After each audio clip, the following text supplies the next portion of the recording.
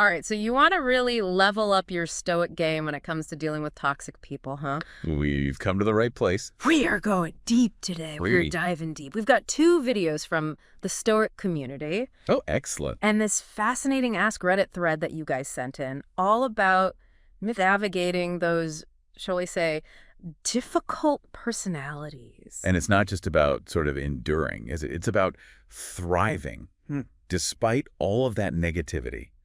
Which, it kind of begs the question, how do we take these ancient philosophies and apply them to the modern world with all its unique challenges? Exactly. Because let's be real for a sec, dealing with like a ranting Roman emperor, Right. it's slightly different than, say, that passive-aggressive coworker who insists on microwaving fish every single day.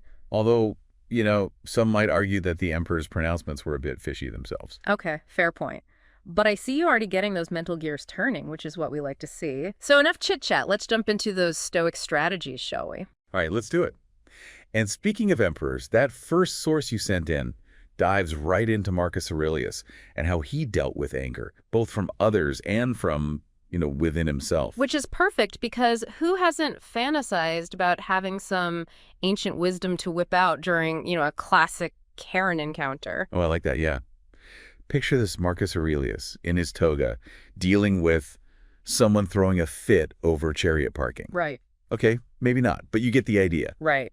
The point is, even back then, they had their share of negativity to grapple with. Totally. And his big takeaway, he basically said that when someone's directing anger at you, it's actually more about their internal struggles than anything you've done. Yeah, it's like that saying, hurt people, hurt people. And that doesn't excuse their behavior, obviously, but understanding that can be so freeing because it allows you to detach from that immediate emotional reaction. So basically, when that coworker completely loses it over a minor mistake, it might not actually be about the mistake at all, right? Maybe they're just drowning in stress from a million other things and you're just, unfortunately, in the splash zone. Precisely.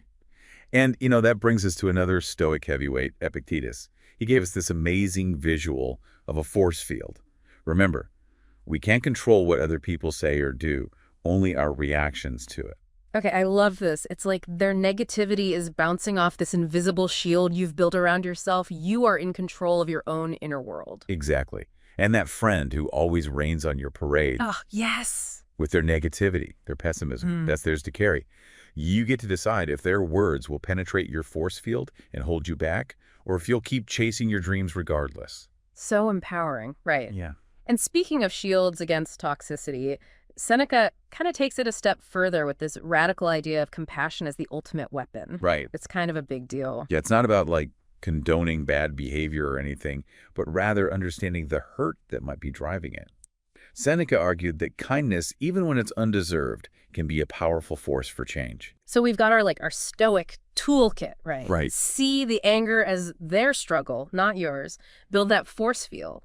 And, meet negativity with compassion? Right. Sounds simple enough. Right. In theory. Yeah. But as I'm sure you know, and as those stories in that Reddit thread you sent really highlight, Oh, yeah. it is anything but simple. And that's why I think it's so important that we talk about not only the how-to when it comes to, handling these situations and these people, but also the why is it so hard to just walk away part of it, Totally. And that Reddit thread just dives right into that psychology, right? The top comment, that whole boiling frog thing. Yes. Man, that one hit a little too close to home for me. It's a really powerful analogy, though, because it highlights how we normalize toxic behavior. Yeah. Especially when it kind of simmers rather than boils over all at once, right? Yeah. You tell yourself, oh, it's not that bad. You make excuses, the line keeps moving, and then before you know it, you're in way too deep.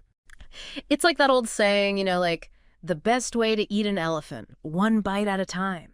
Except in this case, the elephant is toxic, and no one should be eating it. Exactly. But seriously, by the time you realize how bad it's gotten, getting yourself out of that situation, it can feel impossible, you know what I mean? Which is exactly what so many people in that thread were saying. And it's even more complicated, right? Oh, yeah. When you consider that concept of trauma bonding that, that several people brought up, when someone experiences abuse or chaos, they can actually begin to associate those negative experiences with love and connection. That's heartbreaking, but it makes so much sense.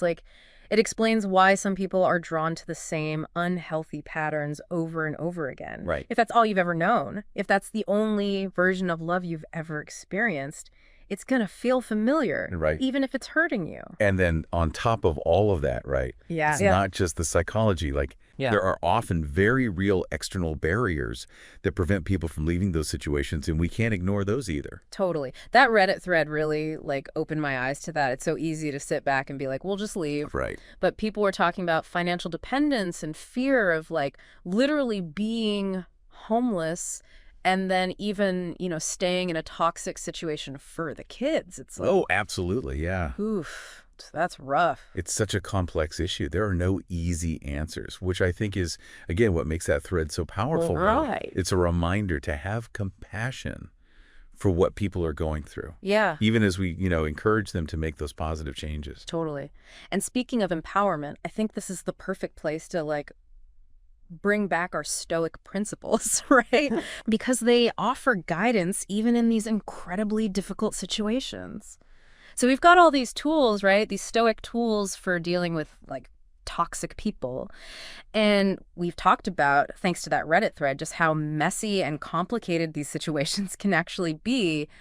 But where do we even go from here? I mean, what's the takeaway for our listeners, for people who are already pretty familiar with Stoicism and trying to, actually use it in their lives? Well, I think the first thing to remember is if anything in this conversation has resonated with you, if you're sitting there, you're like, oh, wow, yeah, that's me. Right. You're not alone. First of all, these are really common struggles. And just acknowledging that is such a huge step. That's such a good point. And it's remember, Stoicism isn't about being this superhuman who never feels anything, right? Right. It's not about never feeling anger or frustration or hurt. Yeah. It's about building that resilience and that self-awareness to work through those feelings. Even when life throws you a curveball, which, sometimes it comes in the form of a toxic boss or a friend who's just in a total negativity spiral. Totally. It's a practice. It really is. It's like you showing up every single day. Yeah. And you're making that choice. Yeah. About how you respond. It's so true. And like any practice, there are going to be days that are harder than others. Oh, absolutely. And that's where those Stoic tools are so key, because they're not just some abstract, whatever. They're things you can actually use, right? Totally. To kind of get back to yourself. Yes. When you feel yourself getting pulled in. Yes, exactly. Remember that force field? Yes. Visualize it, build it up. And don't be afraid to reinforce it as needed. Exactly. And when those feelings come up, because they will, right? Oh, yeah. Remember what Marcus Aurelius said, that anger that's directed at you. Yeah. It's often more about what they're going through. Right. It's not a reflection of you. Right. It's not about you. Yeah. Oh, my gosh. Easier said than done, though. Oh, 100%. But even just taking a breath, right? Yeah. I mean, okay, wait, it's not me, Yeah. That can be so powerful. And then what about Seneca and that whole compassion thing? Oh, yeah. Because that can be really hard, right? Yes, for him. Especially when someone's being truly toxic. Right. But it's not about, it's not about saying what they're doing is okay. Right. It's about coming at it with that understanding that, hurt people hurt people. But took that saying, hurt people, right? Right. And sometimes the most difficult people are the ones who need that compassion the most. Yeah. Honestly, even if they don't deserve it. Even if they're making your life a living hell. Right. And sometimes the most compassionate thing that you can do is for you, for yourself, and actually for the other person, is to set those boundaries and step away. Because you deserve to be treated with respect, right? Yes, absolutely. And you deserve to have people in your life who want to see you grow. And who will support that, not try to tear you down. Absolutely. And as we kind of wrap up this deep dive, I want to leave you with a question. Yeah. It's something that someone in that Reddit thread posed. And it's so simple, but it's so powerful.